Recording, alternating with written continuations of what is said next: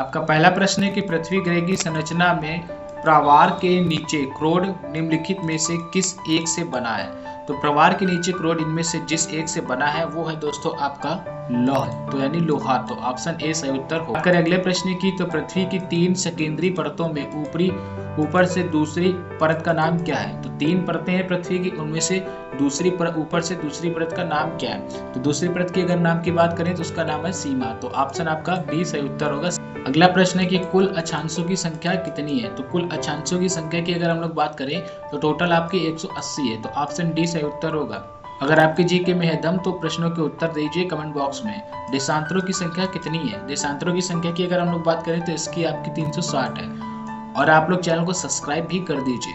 निम्नलिखित नगरों में से कौन सा एक भूमध्य रेखा के सर्वाधिक निकट है। तो इनमें से कौन सा एक नगर है जो भूमध्य रेखा के सबसे निकट है। तो भूमध्य रेखा के जो सबसे निकट है वो है आपका सिंगापुर। तो ऑप्शन ए सही उत्तर होगा सिंगापुर।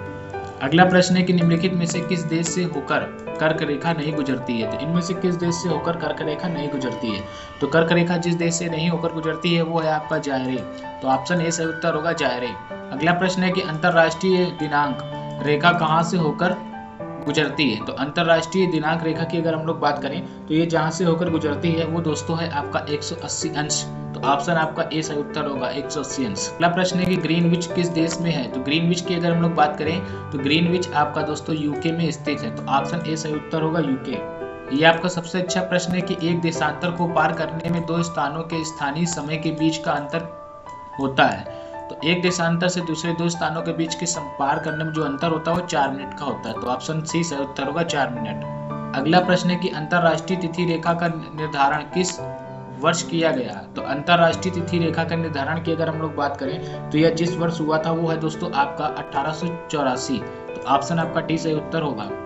अगला प्रश्न है भारत का प्रमाणिक समय किस स्थान से निश्चित किया जाता है। अगर आपको इसका उत्तर पता है तो कमेंट बॉक्स में तुरंत अभी टाइप कर दीजिए क्योंकि बहुत ही महत्वपूर्ण प्रश्न है। तो ये आज निश्चित करता है वो इलाहाबाद में करता है। तो ऑप्शन सी सही उत्तर होगा।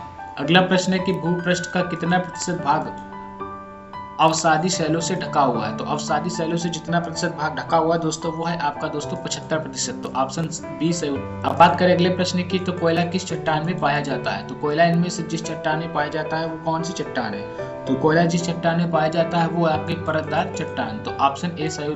अगला प्रश्न है कि निम्नलिखित में से कौन रूपांतरित चट्टान नहीं है। इनमें से कौन सी ऐसी चट्टान है जो रूपांतरित चट्टान नहीं है।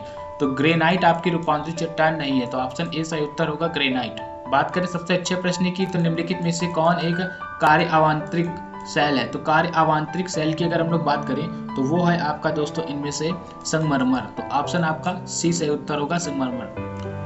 विश्व का सबसे ऊंचा पर्वत शिखर कहाँ स्थित है। ये सबसे महत्वपूर्ण प्रश्न है। तो विश्व का सबसे ऊंचा पर्वत शिखर की बात करें तो ये आपका नेपाल में स्थित है। तो ऑप्शन बी सही उत्तर होगा नेपाल। अगला प्रश्न है निम्न में से कौन सी पर्वत श्रृंखला विश्व में सबसे बड़ी है।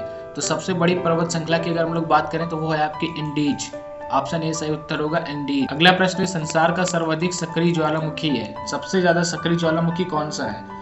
अगर आपको इसका आंसर पता है तो कमेंट बॉक्स में जरूर लिखिए। और ये सबसे ज्यादा अब तक का यूपी पुलिस और एसएससी जीडी में पूछे जाने वाले प्रश्न है। तो आपका सही उत्तर होगा किलायू। तो ऑप्शन आपका ये सही उत्तर होगा। प्रश्न है कि आपका कोटोपैक्सी कहाँ स्थित है। ये सबसे अच्छा प्रश्न है। तो कोटोपैक्सी की अगर हम लोग बात करें दोस्तों तो ये आपका इक्वाडोर में स्थित है। तो इक्वाडोर में स्थित है। तो ऑप्शन डी सही उत्तर होगा। आज आपका अंतिम प्रश्न है कि वायुमंडल में नाइट्रोजन की प्रतिशतता कितनी है। कमेंट बॉक्स में इसका आंसर लिखिएगा। और नेक्स्ट बार भूगोल के प्रश्न पार्ट 4 के लिए चैनल को सब्सक्राइब कीजिए।